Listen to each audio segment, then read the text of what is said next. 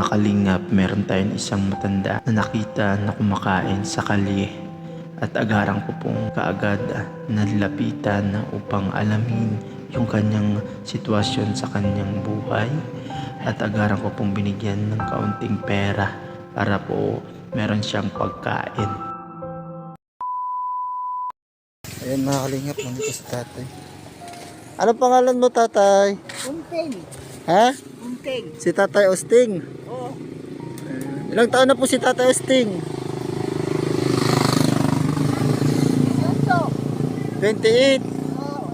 28 years old na po si tatay, mga kalingap. Naglalakad lang po kayo, tatay? Oo. Kawawa po, mga kalingap po. Ayan, shoutout po sa ating Facebook page, mga kalingap. Kakain ka? Kami?